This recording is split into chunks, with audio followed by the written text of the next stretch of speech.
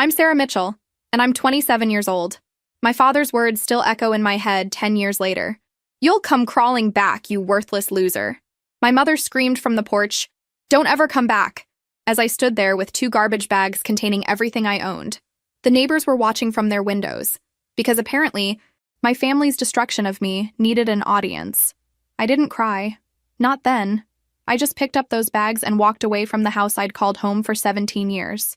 You know what's funny about hitting rock bottom? At least you know you can't fall any further. Where are you watching from today? Drop your location in the comments below, and hit that like and subscribe button if you've ever felt completely abandoned by the people who were supposed to love you unconditionally. You'll definitely want to stick around for what happened next. Let me back up and tell you how I got to that moment. It wasn't one big fight. It was years of being told I wasn't good enough, smart enough, pretty enough. My parents, Ray and Linda Mitchell, had this vision of the perfect daughter. Problem was, I wasn't her. My grades were decent but not spectacular. I wasn't interested in beauty pageants like my cousin Jessica. I wanted to study business, maybe start my own company someday. Business? My mother had laughed when I mentioned it during dinner one night. Honey, you can barely balance your checkbook. Maybe aim a little lower. My father was worse. He had this way of looking at me like I was a disappointment that had wandered into his house by mistake. When I told him about my college acceptance letter to state school, he shook his head. Another debt we can't afford for a degree you'll never use. Find yourself a nice boy to marry instead. The final straw came when I got my first job at 17, working weekends at a local diner. I was so proud, finally earning my own money, proving I could be responsible. I brought home my first paycheck, excited to show them I was contributing to the family. About time you started pulling your weight, my father said, taking the check from my hands. This'll help with the electric bill. I stared at him. But that's my money, I need it for college savings. His face darkened. You live in my house, eat my food, use my electricity. Nothing here belongs to you, including that attitude.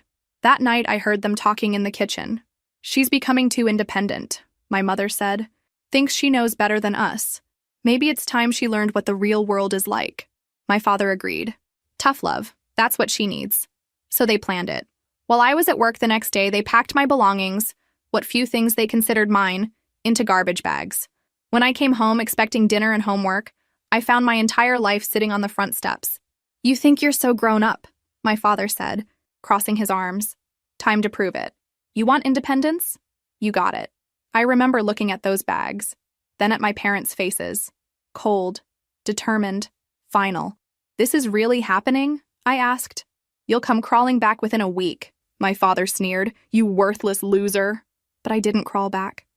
And 10 years later, when they showed up at my mansion begging for help, I showed them exactly what this worthless loser had built.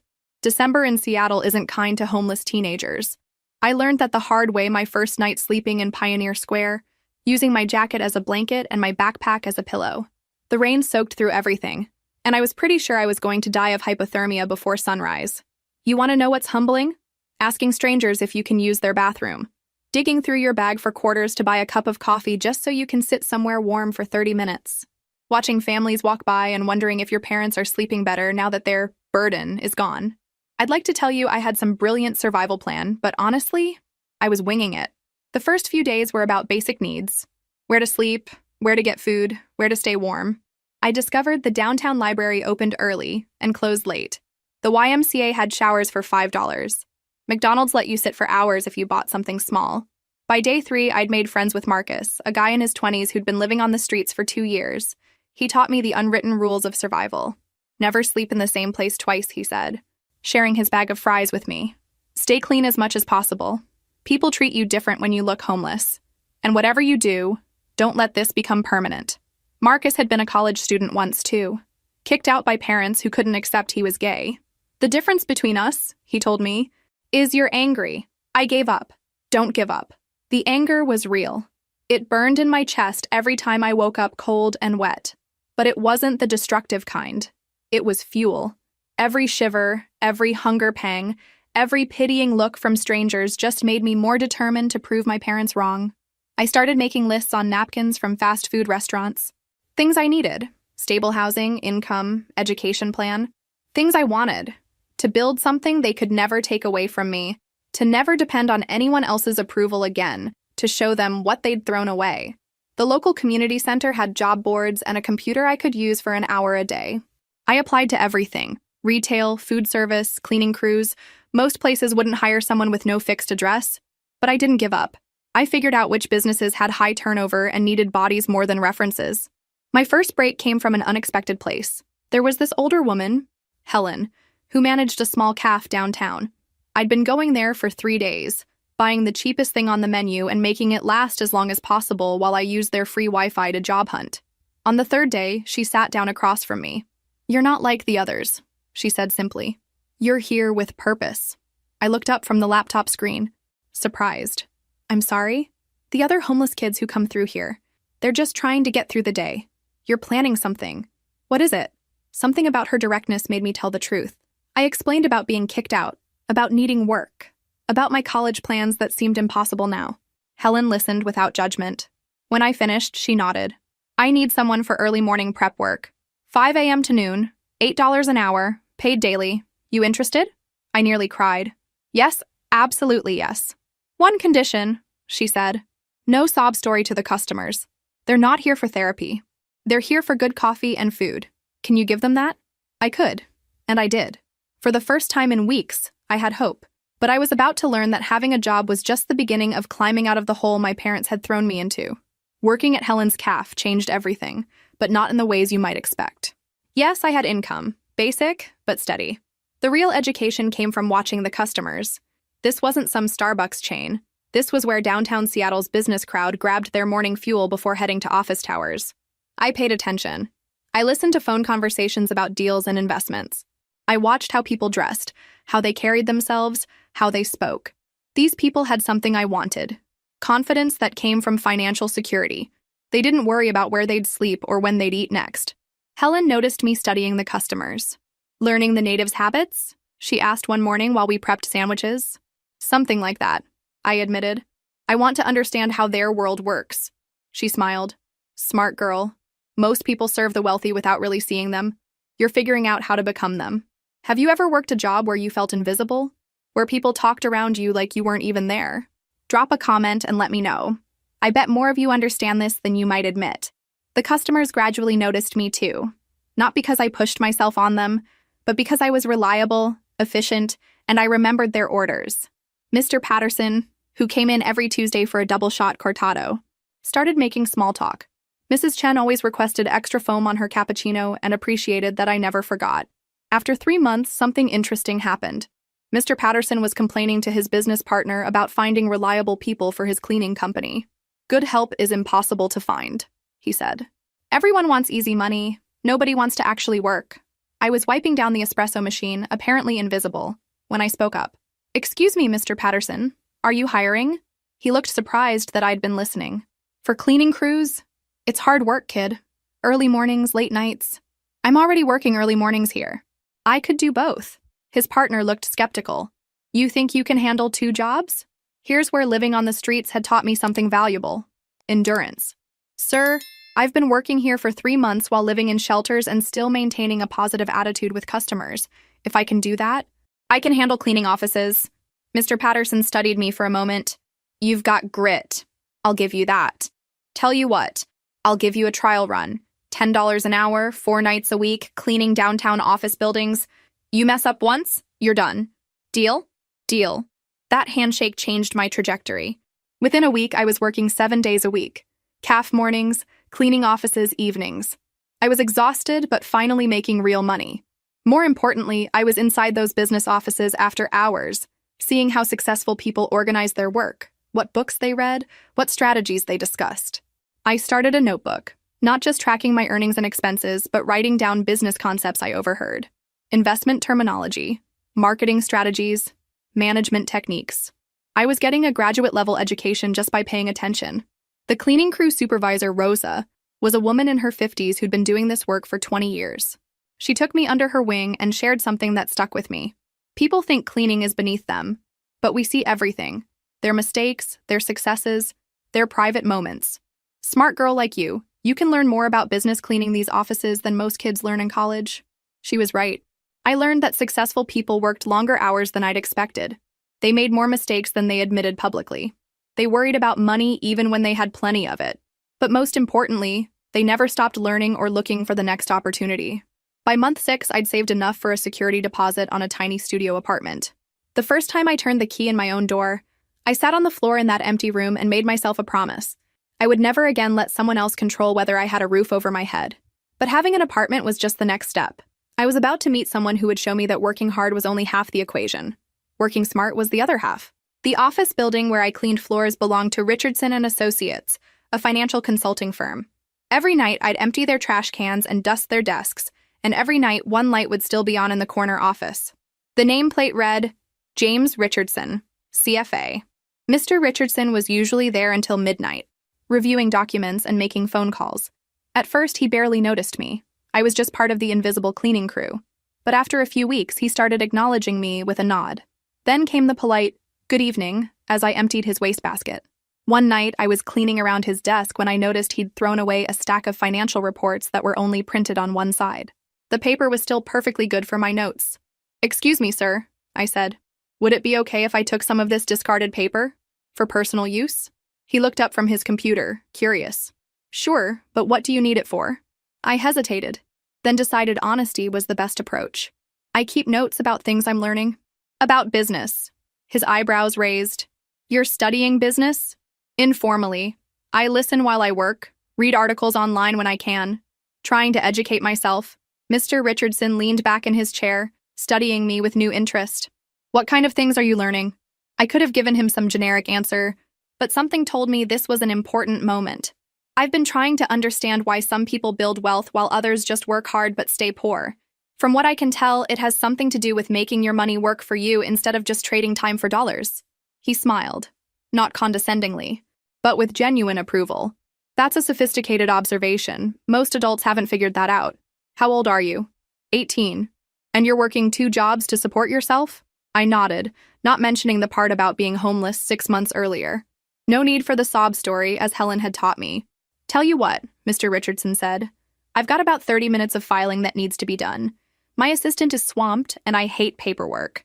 Would you be interested in earning some extra money organizing these reports? $20 for the hour?" It was a test, and we both knew it. I accepted. I spent the next hour organizing his quarterly reports by date and category, creating a simple filing system that made sense. While I worked, he explained what the reports measured: profit margins, market trends, client portfolio performance. I asked questions. Good questions, apparently, because when I finished, he made an offer that would change everything. "Sarah, that is your name, right? I'm going to make you a proposition. I need someone reliable to help with basic administrative tasks a few hours a week. Filing, data entry, organizing documents. Nothing confidential, nothing above your skill level. But in exchange for your work, I'll teach you about finance and investing. Real knowledge, not just theory." I stared at him. "Why would you do that?" "Because in 30 years of business, I've learned that the rarest commodity isn't money or connections. It's someone who truly wants to learn and is willing to work for it. Most people want shortcuts. You want understanding." That arrangement became my MBA program. Every Tuesday and Thursday evening after my cleaning shift, I'd spend 2 hours with Mr. Richardson. He taught me how to read financial statements, understand market indicators, and most importantly, think like an investor instead of an employee. "The wealthy don't work for money," he explained during one of our sessions. "They make money work for them. Every dollar you earn should be put to work earning more dollars." I started applying his lessons immediately. Instead of just saving my money in a checking account, I opened a high-yield savings account and began investing small amounts in index funds. $10 here, $20 there. It wasn't much, but I was building the habit. More valuable than the financial education was learning how successful people think. They planned years ahead, not just weeks. They saw problems as opportunities. They networked not just for immediate gain, but to build long-term relationships. Mr. Richardson introduced me to other clients and colleagues as his Prot G. Suddenly, I was invited to industry networking events, not as help, but as someone worth talking to. The confidence that came from being treated as an equal was transformative. But the most important lesson came 6 months into our arrangement, when Mr. Richardson told me something that would become my guiding principle. "Sarah, you have a choice. You can spend your life reacting to what others do to you, or you can take control and create your own opportunities. The difference between victims and victors isn't what happens to them, it's what they do next." I was about to put that philosophy to the test in ways I never could have imagined. By my 20th birthday, I wasn't the same scared kid who'd been thrown out with garbage bags. Working with Mr. Richardson had taught me to think strategically, but I was ready for more than filing and data entry. I wanted to build something of my own. The idea came from an unexpected source. Complaints I kept hearing from the business people at Helen's Cafe. They needed reliable, detail-oriented help with projects, but hiring full-time employees was too expensive and time-consuming for short-term work. Temp agencies were unreliable. Freelancers were hit or miss. There's got to be a better way, Mrs. Chen muttered one morning after her third temp assistant in 2 weeks had called in sick. I just need someone competent who shows up when they say they will. That's when it clicked. I'd been doing exactly what these people needed for 3 years. Showing up, paying attention to details, learning quickly, and delivering quality work. What if I could build a business around that? I pitched the idea to Mr. Richardson during one of our Tuesday sessions. I want to start a consulting service for small businesses. Administrative support, project management, basic business operations, the stuff they need done but don't want to hire full-time employees to handle. He leaned forward, interested. Tell me more. I'd position it as premium temporary support. Not just another temp service, but skilled assistance for people who need someone who can think, not just follow orders, higher rates than typical temp work, but guaranteed reliability and quality. What would you call it? I'd been thinking about this. Mitchell Solutions. Simple, professional, memorable. Mr. Richardson smiled. I like it, but starting a business requires capital, insurance, business licenses. Are you prepared for those costs? This was where 3 years of disciplined saving and investing paid off. I'd managed to accumulate nearly $8,000, not wealthy by any means, but enough to launch a small service business if I was careful. More importantly, I had something many new business owners lacked: a ready network of potential clients. Helen's regular customers knew my work ethic. Mr. Richardson's colleagues had seen me handle complex tasks. I had references and potential clients before I even filed the paperwork. My first official client was Mrs. Chen, who needed help organizing a product launch for her import business. 50 hours at $25 per hour, more money than I'd ever made from a single project. I delivered everything on time and under budget, and she immediately recommended me to 2 other business owners. By the end of my first year, Mitchell Solutions was generating steady revenue. I'd moved to a better apartment, bought professional clothes, and even purchased a reliable used car. More importantly, I was building a reputation in Seattle's small business community as someone who could solve problems efficiently. The work was varied and challenging. One week, I'd be reorganizing a law firm's filing system. The next, I'd be helping a restaurant owner implement new inventory tracking. Each project taught me something new about different industries and business models. But the real breakthrough came during year 2, when I landed a contract with a mid-sized marketing firm that was expanding rapidly. They needed someone to standardize their operational procedures and train new employees on their systems. We've been growing so fast, everything's chaos, the owner, David Sterling, explained. We need someone who can come in, figure out what we're doing wrong, and create systems that actually work. It was exactly the kind of complex, high-value problem I'd been preparing for. I spent 3 months analyzing their operations, identifying inefficiencies, and designing new workflows. The project fee was $15,000. More than I'd made in my first 6 months combined. More importantly, David Sterling was impressed enough to recommend me to other growing businesses in his network. Word spread about the young woman who could walk into chaotic operations and create order. I reinvested most of my earnings back into the business. Better equipment, professional development courses, marketing materials. I was building something that could scale beyond just me trading time for money. By my 23rd birthday, I'd reached a milestone I never could have imagined at 17. I was financially independent, professionally respected, and completely in control of my own destiny. But success brought new challenges, and I was about to learn that building wealth was only the first step toward building the life I really wanted. 3 years into running Mitchell Solutions, I hit what business experts call an inflection point. I could either stay small and comfortable or take the risks necessary to build something significant. The decision was made for me when David Sterling called with an opportunity that would change everything. Sarah, I need to ask you something confidential, he said during our quarterly check-in meeting. How would you feel about a partnership opportunity? I set down my coffee, suddenly very focused. What kind of partnership? I'm launching a new division focused on operational consulting for mid-market companies, businesses too small for the big consulting firms but too complex for basic temp services. It's exactly what you've been doing, but scaled up with proper resources and support. He slid a proposal across the table. I want you to head the division. Not as an employee, but as an equity partner. You'd own 30% of this segment of the business. I stared at the documents, my mind racing. This wasn't just a job offer. It was an invitation to build something substantial. But it also meant giving up the independence I'd fought so hard to achieve. What would this look like day to day? I asked. You'd have a team of consultants working under you. Real office space, admin support, marketing budget. We'd target companies with 50 to 500 employees who need operational improvements but can't afford McKinsey's fees. The numbers were compelling. The potential client base was huge. The growth opportunity was exactly what I'd been looking for. But something held me back. David, I need to ask you something directly. Is this offer because you think I'm good at what I do? Or because you think having a young female partner would be good for marketing? He didn't look offended by the question, which was a good sign. Sarah, in the 3 years I've known you, I've watched you solve problems that stumped people with MBAs from Harvard. You see patterns others miss, you communicate complex ideas simply, and clients trust you completely. This offer is about talent, not demographics. I took the proposal home and spent 2 days analyzing it from every angle. Mr. Richardson, who'd become both mentor and friend, helped me evaluate the terms. The equity structure was fair. The growth projections were realistic. Most importantly, I'd maintain significant autonomy over my division's operations. The deciding factor came from an unexpected source. A conversation with Helen at the cafe where everything had started. I'd been stopping by regularly, partly out of loyalty and partly because her perspective on business was always practical and grounded. You know what I've learned in 40 years of running this place, she said while wiping down the counter. There's a difference between playing it safe and being smart about risk. Playing it safe keeps you where you are. Being smart about risk moves you forward. She looked at me directly. That scared kid who needed a job 5 years ago? She played it safe and worked hard. But the successful businesswoman you've become?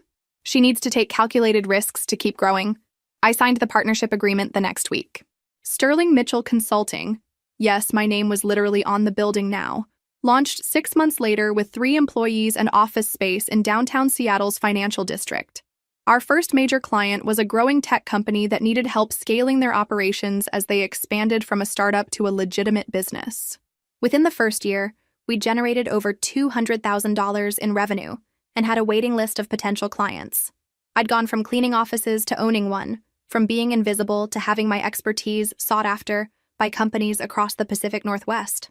The transformation was remarkable, but it came with a price I hadn't anticipated.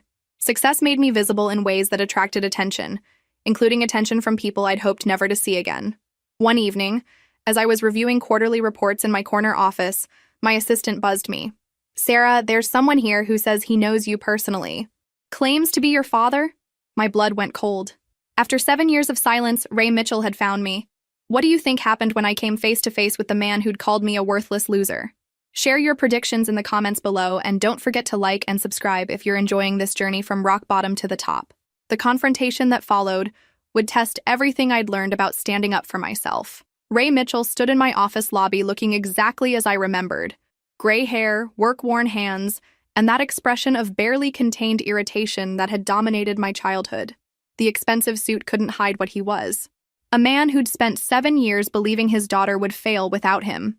Hello, Sarah, he said, like we'd seen each other last week instead of when he threw me out with garbage bags. I kept my voice professional. Mr. Mitchell, what brings you here? His eyes swept across the office. The polished floors, the modern furniture, the view of Elliott Bay through floor-to-ceiling windows. I could see him calculating, trying to figure out how his worthless daughter had ended up here. Impressive place, he said finally.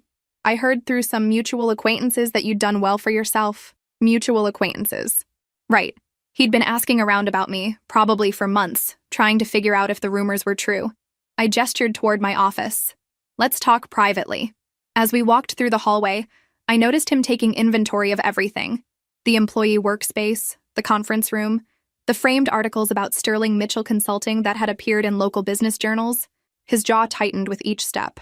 In my office, he settled into the chair across from my desk, looking uncomfortable in a way that gave me more satisfaction than it should have. So, he said, spreading his hands. Here we are. Here we are, I agreed, waiting. I'd learned from Mr. Richardson that in negotiations, the person who speaks first usually loses ground. Ray cleared his throat. I know things ended poorly between us. Maybe I was harsh, but you have to understand, we thought we were helping you become independent. I almost laughed. 7 years of silence, and this was his opening? By calling me worthless and putting my belongings in garbage bags? We were frustrated. You were so stubborn, so determined to waste money on college when you could have learned a trade, found a good man to settle down with. Like Mom did? The question hung between us. My mother had married young, never finished her education, spent her life dependent on a man who controlled every aspect of their finances. It wasn't the life I'd ever wanted, and deep down, they'd known it. Your mother is perfectly happy, he said defensively. Is she? Because from what I remember, she spent most of my childhood complaining about not having her own money or her own choices. Ray's face reddened. You always thought you were better than us. No, I said quietly. I thought I could be more than what you expected. There's a difference. What do you think will happen next?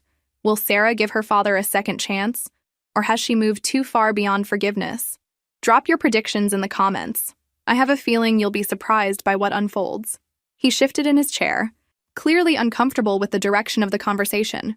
Look, I didn't come here to relitigate the past. I came because I'm proud of what you've accomplished. Now I did laugh. A short, sharp sound that made him flinch. You're proud? 7 years of complete silence, and now you're proud? I know I should have reached out sooner. But I kept expecting you to come back, to call, I don't know, need us again. Need you for what, exactly? Support. Family. The things daughters are supposed to need from their parents. I leaned back in my chair, studying this man who'd shaped so much of my early life through his absence of faith in me. What is it you want, Ray? The formality of using his first name wasn't lost on either of us. He noticed immediately, his mouth tightening, but he pressed forward. I want us to be a family again.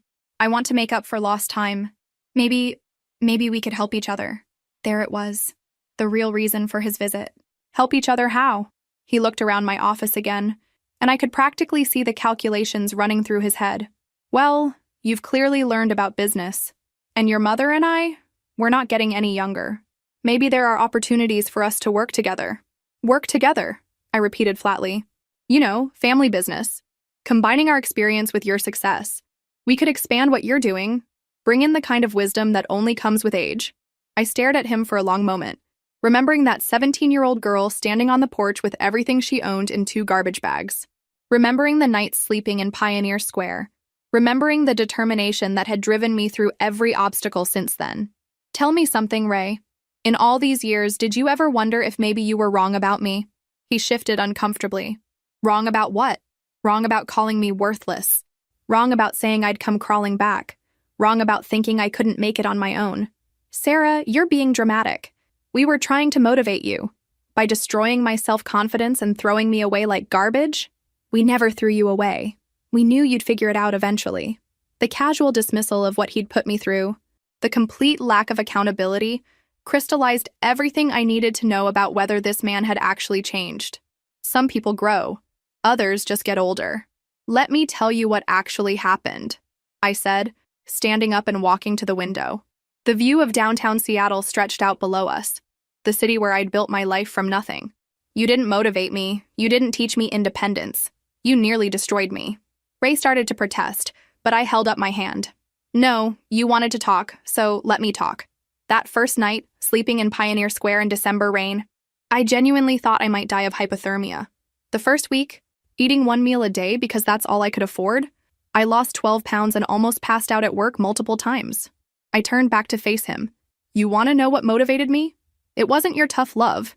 It was proving to myself that I was worth more than how you treated me. Sarah, I think you're exaggerating. Am I? I walked back to my desk and pulled out my phone. Would you like to see the photos I took during those first few months? The shelter bed I slept in? The food bank where I got groceries? The bruises from sleeping on concrete? His face went pale. You kept photos? I kept everything. Every receipt, every diary entry, every moment of pain you caused. Not because I'm bitter, but because I never wanted to forget what I was capable of surviving.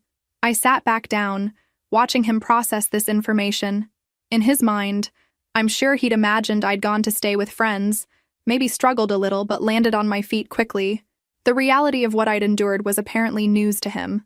I didn't know it was that bad, he said quietly. You didn't want to know, because if you'd acknowledged how bad it was, you would have had to admit that what you did was cruel, not helpful. Ray sat in silence for several minutes, staring at his hands. When he looked up, there was something different in his expression. Not quite remorse, but closer to it than I'd ever seen from him. Maybe I made mistakes, he admitted. But look how you turned out. Look at all this. He gestured around the office. You're successful, independent, strong. Maybe our methods were harsh, but they worked. And there it was. The inability to truly accept responsibility. Even his apology was really a way of taking credit for my success. No, I said firmly. I didn't succeed because of what you did. I succeeded in spite of it. Everything you see here I built by doing the exact opposite of what you taught me. What do you mean? You taught me that I wasn't good enough, that I should settle for less, that I needed to depend on a man to take care of me. I built this business by believing I was capable of more, by refusing to settle, and by creating my own security. I opened my laptop and pulled up our company's financial statements. Would you like to see what your worthless daughter accomplished? This business generated over $2 million in revenue last year. I personally earned more money than you've probably made in the last 5 years combined. His eyes widened as he looked at the numbers. 2 million? That's just the beginning. We're projecting 30% growth this year, and I'm considering expansion to Portland and Vancouver. By the time I'm 35, I'll likely be worth more than everyone in our extended family put together. Ray stared at the screen, and I could see the wheels turning. This wasn't just about reconnecting with his daughter anymore. This was about money, opportunity, and probably more than a little envy. Sarah, I know I hurt you. I know I made mistakes. But we're family. That has to count for something. Family, I repeated. You mean the people who are supposed to love you unconditionally? Who support your dreams? Who celebrate your successes? Yes. Then tell me. Ray, where were you when I won my first major client contract? When I was featured in Seattle Business Monthly? When I bought my first house? He couldn't answer, because we both knew where he'd been. Nowhere. Silent. Probably hoping I'd fail so he could feel justified in his treatment of me. I'll tell you where you were, I continued. You were waiting for me to fail so you could say I told you so. And now that I have succeeded beyond anything you thought possible, you want to claim credit and get a piece of it. That's not, I just want us to be close again. No, you want access to my success. There's a difference. The conversation was interrupted by a knock on my door. My assistant peeked in. Sarah, I'm sorry to interrupt, but your 3 o'clock is here. I looked at Ray. I have another meeting. We'll need to wrap this up. He stood, looking desperate now. Sarah, please. Just think about it. Family is important. We could help each other. I walked him to the door. My decision already made. Ray, I want you to know something. I forgive you for what you did to me. Not because you've earned it, but because carrying anger was holding me back. Hope flickered in his eyes. But forgiveness doesn't mean forgetting. And it doesn't mean giving you access to the life I built after you threw me away. Some bridges, once burned, can't be rebuilt. His face fell. Sarah, you can't mean that. I absolutely mean it. Don't contact me again. Don't come to my office. Don't ask mutual acquaintances about me. I've moved on from being your daughter, and you need to accept that. As I watched him walk away through the lobby, past the success he'd never believed I could achieve, I felt something I'd been chasing for 7 years. Complete closure. But I was about to discover that Ray Mitchell hadn't given up as easily as he appeared to. 2 months after Ray's visit, I thought the situation was resolved. I'd made my position clear. He'd left quietly, and life had returned to normal. My mistake was underestimating his persistence and his desperation. The first sign of trouble came from my assistant, Jennifer. Sarah, there's been someone calling multiple times asking about scheduling a meeting with you. When I ask for their name and company, they hang up. How many times? 7 calls in the past 3 days, always a different number. I had my suspicions, but hoped I was wrong.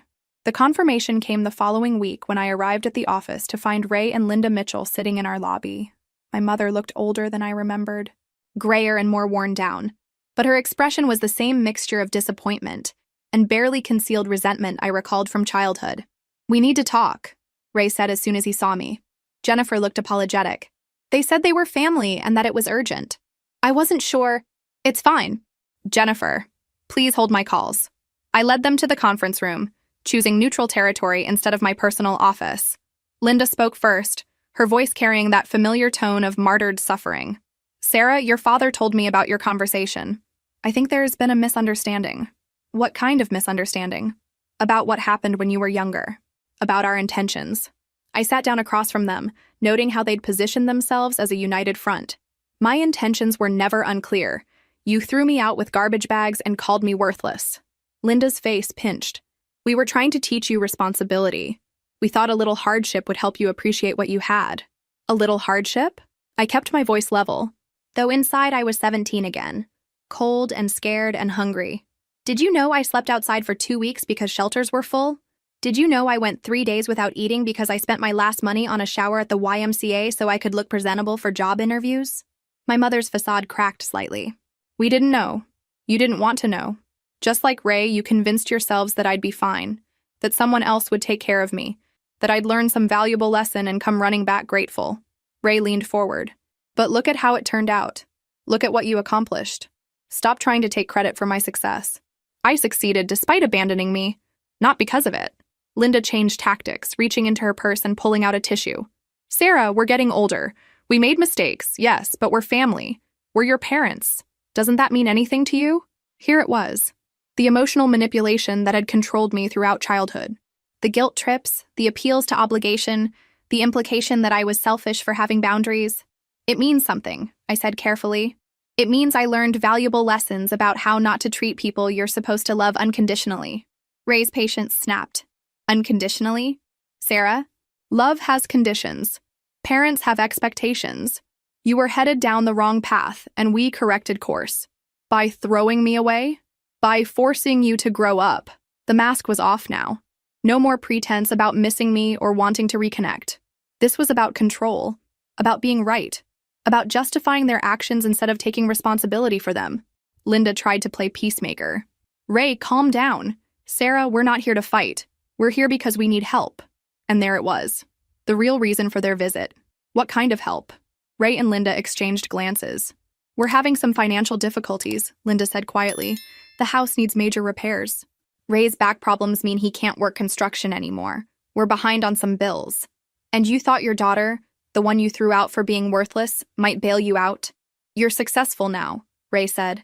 What would $20,000 or $30,000 mean to someone like you?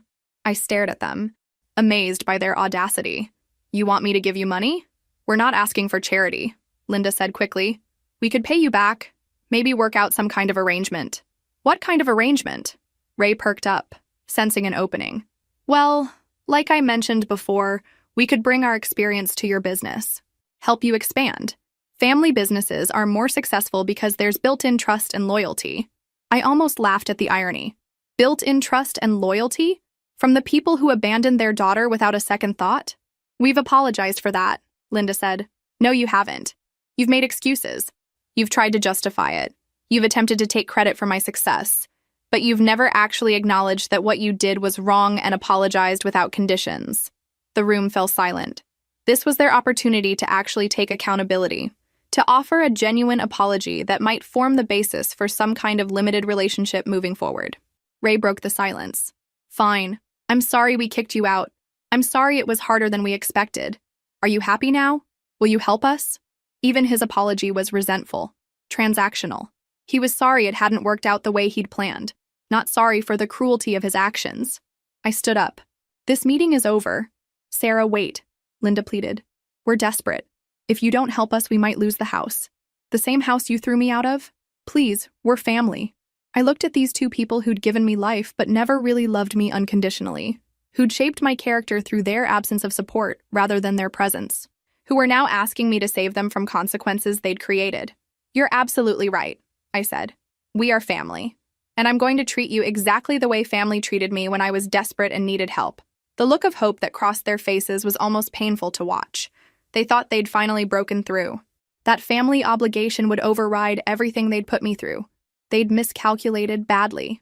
I'm going to give you exactly what you gave me, I continued. Nothing. Ray's face darkened. Sarah, that's cold. Even for you. Cold? I learned from the best. I walked to the conference room door. Jennifer, please escort my visitors out. Linda started crying. Not genuine tears of remorse, but the manipulative tears I remembered from childhood when she didn't get her way. Sarah, please. You don't understand what we're going through. I understand perfectly. You're experiencing consequences. It's a new feeling for you, but not for me. Ray stood up, his fists clenched. You ungrateful little... Careful, I warned, my voice deadly calm. You're in my building now, surrounded by my employees and security cameras. Choose your words very carefully. He caught himself, but the mask had slipped completely. The loving father act was gone, replaced by the angry, controlling man who dominated my childhood. Jennifer appeared in the doorway with building security. Everything okay, Sarah? Yes. Mr. and Mrs. Mitchell were just leaving, permanently. As security escorted them toward the elevators, Linda called back, "You'll regret this, Sarah. Family is all you have in the end." I watched the elevator doors close, then returned to my office and did something I rarely allowed myself during business hours. I poured a glass of the expensive whiskey I kept for client celebrations and sat quietly processing what had just happened. 7 years. 7 years of building a life, of healing from their rejection, of proving my worth to myself and the world. And they'd waltzed back in expecting immediate access to the success they'd never believed I could achieve. But I was about to learn that Ray and Linda Mitchell had one more play to make. The call came from my attorney, Marcus Webb, 2 weeks later. "Sarah, I need to see you immediately. We have a problem." An hour later, I was sitting in his downtown office staring at documents I couldn't quite believe were real. "They're suing you?" I asked, reading the complaint for the third time. "For elder abuse, emotional distress, and alienation of affection," Marcus confirmed.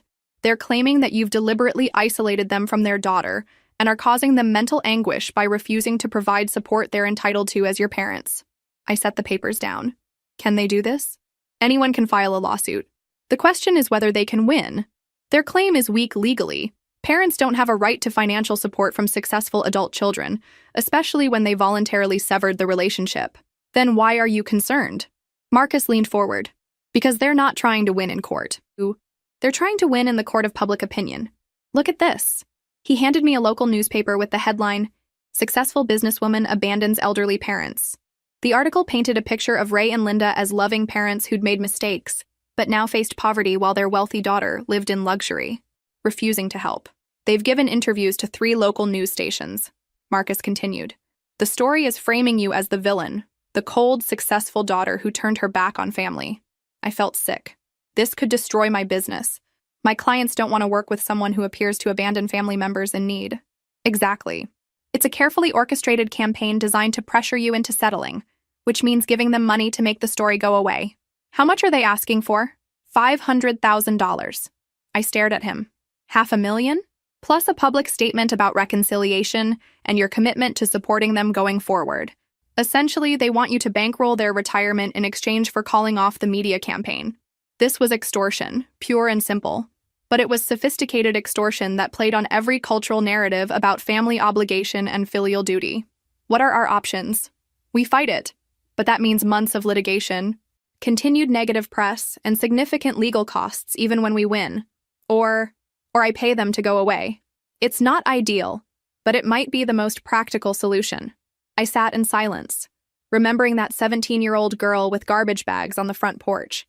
She'd been powerless, alone, with no resources to fight back. But I wasn't that girl anymore. Marcus, how long would it take you to prepare a comprehensive response to their claims? What kind of response? The kind that destroys their credibility completely and turns this story around. He looked intrigued. What did you have in mind? They want to play in the court of public opinion? Fine. But they chose the wrong opponent. I was about to show Ray and Linda Mitchell what their worthless daughter had really learned in the years since they'd thrown her away. And the lesson was going to cost them everything. While Ray and Linda Mitchell were giving tearful interviews about their heartless daughter, I was doing something they'd never taught me, fighting back strategically instead of emotionally. We're going nuclear, I told Marcus as we planned our response. But we're doing it smart. First, I hired the best crisis management firm in Seattle. Not to apologize or explain, but to tell the complete truth in a way that couldn't be ignored or dismissed. Within 48 hours, every major media outlet in the city had received a comprehensive package. Documentation of my homelessness following their abandonment. Photos I'd taken during those first desperate months. Financial records showing that I'd built my success without any family support, and testimonials from people who'd witnessed my journey from the streets to success. But the real nuclear option was something I'd been saving for 7 years. The recording. On that last night before they threw me out, when they were discussing their plan in the kitchen, I'd been recording on my phone. Not intentionally, I'd been making voice notes for a school project and forgot to turn it off. but captured on that recording was their actual conversation about throwing me out. She needs to learn that actions have consequences. My father's voice was clear on the recording. Maybe a few nights in the cold will teach her to respect what she has here. What if something happens to her? My mother had asked. She'll figure it out. And if she doesn't, well, maybe that tells us something about her character. My mother's response was the most damning. I just hope she doesn't try to come crawling back too quickly. She needs to really suffer first. I'd held on to this recording for 7 years, not out of spite, but as insurance. I'd hoped I'd never need to use it. The local investigative reporter who'd been most sympathetic to my parents' story was the first to hear it. Within hours, it was playing on every news station in the city. The narrative shifted overnight. Heartless parents planned daughter's homelessness ran as the lead story on the evening news. The reporter who'd originally portrayed me as cold and calculating now led a segment called Surviving Family Betrayal, one woman's journey from the streets to success. But I wasn't done. The crisis management team had uncovered something interesting about Ray and Linda's finances. They weren't behind on bills because of unexpected hardships. Ray had spent the last 5 years gambling away their savings at local casinos, and Linda had run up massive credit card debt shopping and trying to maintain appearances. The house they claimed to be losing? They'd already refinanced it twice to cover gambling losses and discretionary spending. They weren't victims of circumstance. They were victims of their own poor choices. More importantly, we discovered that they'd been monitoring my success for years. Social media searches, business record lookups, even hiring a private investigator to compile a report on my assets. This wasn't spontaneous desperation. This was calculated extortion. The final blow came from an unexpected source. Helen, the cafe owner who'd given me my first job, had been following the story. She called me personally. "Sarah, I've been watching this circus and I have something you need to see." 3 years earlier, Ray Mitchell had come into her cafe asking questions about me. He'd pretended to be a concerned father trying to reconnect with his estranged daughter. Helen, being protective of my privacy, had refused to give him information. But she'd had security cameras running, and Ray had been recorded talking to his companion, Linda, about their plan to approach me once they'd gathered enough information about my finances. "We'll wait until she's really successful." Ray's voice was clear on the recording. "Then we'll play the family card. She's always been soft-hearted. She'll feel guilty and pay up." The media had a field day with this revelation. The narrative wasn't just about parents who'd abandoned their daughter anymore. It was about calculated predators who deliberately planned to exploit their own child's success. Ray and Linda's lawyer advised them to drop the lawsuit immediately. But the damage to their reputation was complete. Ray was banned from the local casinos where he'd been a regular. Linda's social circle, learning about the planned extortion of their own daughter, ostracized them completely. The story went national.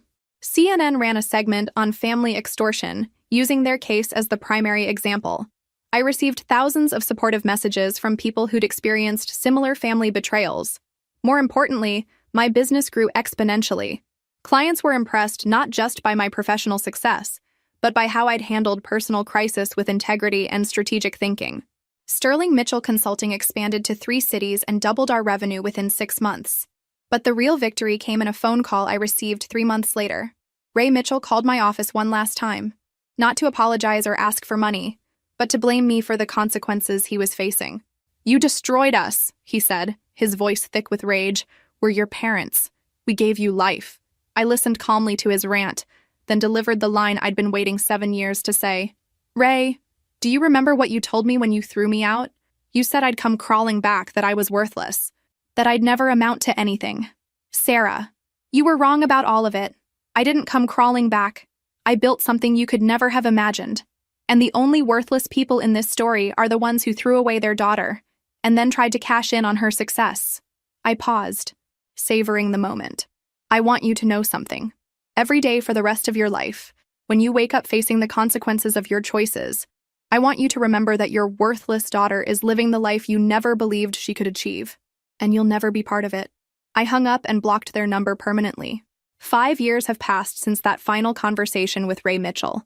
I'm 32 now, and Sterling Mitchell Consulting has become one of the most respected business consulting firms in the Pacific Northwest. We employ 43 people, have offices in 4 cities, and last year we crossed the $10 million revenue mark. But the real measure of success isn't in the numbers. It's in the life I've built completely on my own terms. I'm engaged to David Chen, a fellow entrepreneur who runs a sustainable technology company. We met at a business conference, not through family connections or social obligations, but because we were both speakers sharing expertise we'd earned through our own efforts. He knows my story and respects the boundaries I've established with my biological family. The house I bought last year has a view of Puget Sound and enough space for the family David and I plan to start together. It's nothing like the modest house I grew up in. This one was chosen and purchased by someone who never has to worry about being thrown out. I've stayed in touch with the people who supported me during the hardest times. Helen still runs her cafe, though she's hired managers and works fewer hours now. She was the first person I called when David proposed, and she'll be walking me down the aisle since my biological father forfeited that privilege years ago. Mr. Richardson, now in his 70s, serves on Sterling Mitchell's advisory board. He often tells clients about the young woman who started as his filing assistant and built a multi-million-dollar company. The difference between Sarah and most entrepreneurs, he says, is that she learned early that success isn't given. It's earned through surviving what should have broken you. Marcus, my attorney, has become a close friend and trusted advisor. We've worked together on 3 more family extortion cases over the years, helping other successful people defend themselves against relatives who saw their achievements as opportunities for exploitation. But perhaps the most meaningful relationship has been with a young woman named Jessica, whom I met through a mentorship program for homeless youth. She was 19 when we first spoke, living in her car after being thrown out for being gay. Something about her reminded me of myself at 17, angry but determined, desperate but refusing to give up. I hired Jessica as an intern 3 years ago. Last month, I promoted her to project manager. She's everything I used to be: fierce, intelligent, and absolutely committed to proving wrong everyone who underestimated her. How do you not hate them? Jessica asked me recently, referring to Ray and Linda. How do you not wake up every day furious about what they did? It was a question I'd asked myself many times over the years. I used to, I told her honestly. But I realized that carrying hatred was like letting them live rent-free in my head. The best revenge wasn't destroying them. It was building something so successful that their absence from my life was obviously their loss, not mine. I still think about that 17-year-old girl sometimes, standing on the porch with garbage bags containing everything she owned. If I could go back and tell her something, it would be this. The people who abandoned you did you a favor. They forced you to discover strength you didn't know you had. They taught you to value yourself when no one else would. They showed you that the only person you can truly depend on is yourself. And that's enough. Ray and Linda Mitchell live in a small apartment now. Their house lost to foreclosure. Their relationship with their extended family permanently damaged by their attempted extortion. I hear updates occasionally through mutual acquaintances, not because I seek the information, but because their downward spiral has become local gossip. I feel no satisfaction in their struggles, but I feel no obligation to rescue them either. They made choices, just as I did. The difference is that my choices were about building something positive, while theirs were about tearing someone else down for their own benefit. The lawsuit they filed was dismissed with prejudice, meaning they can never file similar claims again. Their credibility was so thoroughly destroyed that no attorney will take their case on contingency, and they can't afford to pay legal fees up front. But the real justice isn't in their failure. It's in my success. Last month, I was invited to speak at a conference about family estrangement and business success. The audience was filled with entrepreneurs who'd overcome difficult family relationships to build their own achievements. The hardest lesson I learned, I told them, was that family isn't just about biology. Real family consists of people who celebrate your successes, support your dreams, and love you unconditionally. Sometimes those people aren't related to you at all. After my speech, a woman approached me in tears. "I've been struggling with whether to cut contact with my toxic parents," she said. "Your story gave me permission to choose my own peace over their expectations." That conversation reminded me why I'd chosen to make my story public, despite the pain of reliving it. Every person who finds the courage to leave toxic relationships, every young adult who refuses to accept less than they deserve, every entrepreneur who builds success despite family opposition, they're all victories against the people who tried to diminish us. If this story resonated with you, make sure to like and subscribe for more content about overcoming family trauma and building success on your own terms. Your support helps me reach others who need to hear that they're not alone in facing family betrayal. And remember, the best revenge against people who call you worthless is building a life so valuable that their opinion becomes irrelevant. Sometimes the family that throws you away does you the biggest favor of your life. They force you to discover that you're enough all by yourself. And that's a lesson worth more than their approval ever could have been.